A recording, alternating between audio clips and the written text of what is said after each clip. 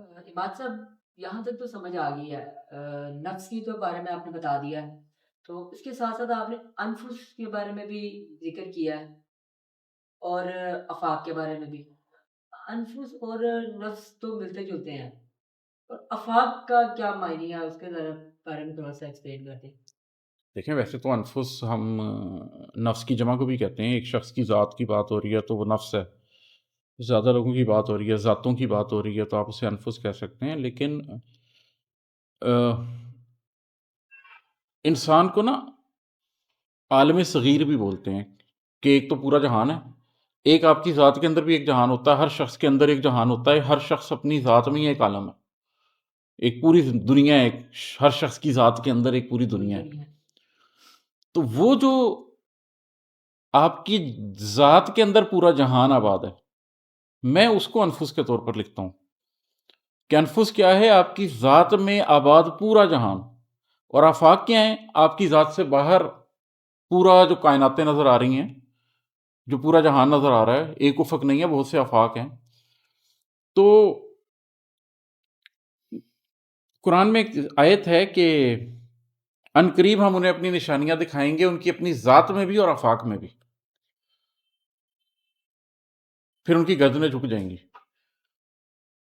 اس کا معنی یہ ہے کہ آپ کی اپنی ذات کے اندر بھی بہت کچھ ایسا ہے جو خدا شناسی کے لیے استعمال ہو سکتا ہے۔ اگر آپ اپنے اندر گھس جائیں، اپنی ذات میں دیکھیں، آنکھ اندر کر لیں، آنکھ موند کے بیٹھ جائیں اور اپنے اندر کے جہان کو ٹٹولنے سمجھیں، تو خدا ملے گا۔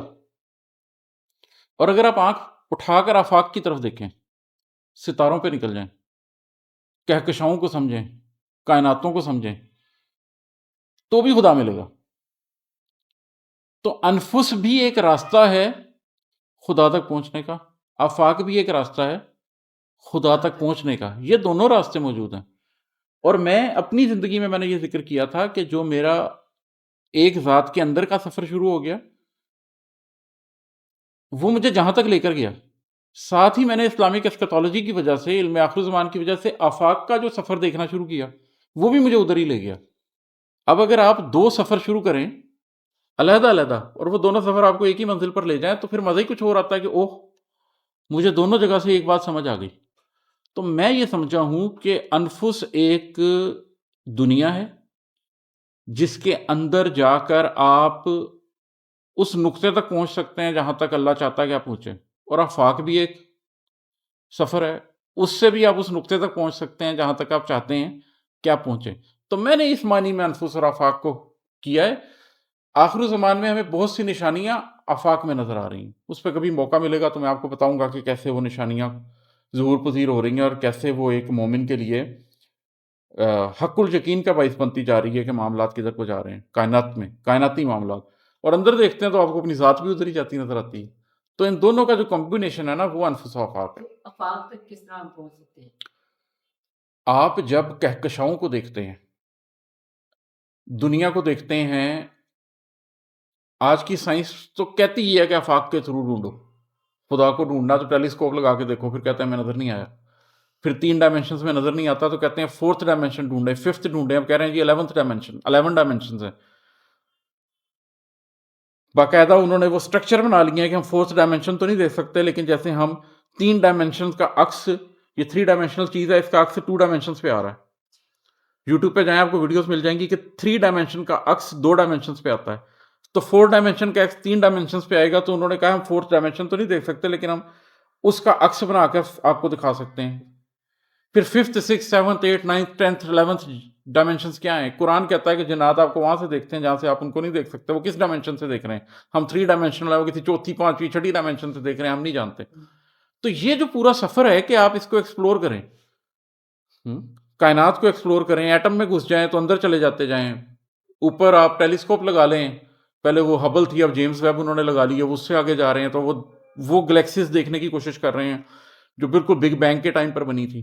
ایون کل یا پرسوں میں خبر میں پڑھ رہا تھا، میرے خیال 2 دن ہو گئے ہیں، کہ 13.8 بلین ایئرز پہلے دنیا کائنات وجود میں آئی تھی، بگ بینگ ہوا تھا۔ یہ اب تقریباً پچھلے 50 سال سے کنسنسس ہوا تھا، لیکن اب جیمز ویب ٹیلیسکوپ نے کچھ ایسی کہکشائیں دیکھی ہیں کہ وہ کہہ رہے ہیں کہ اس کی ڈیولپمنٹ اتنا پہلے، اگر 13.8 بلین ایئرس پہلے وہ اس حد تک ڈیولپڈ تھی تو پھر universe have to be even older. اب وہ کہہ رہے ہیں کہ something around 26-27 billion light years کی 26-27 بلین ایئرس کی بات کر رہے ہیں کہ کائنات اتنی دیر سے پہلے سے بنی ہے.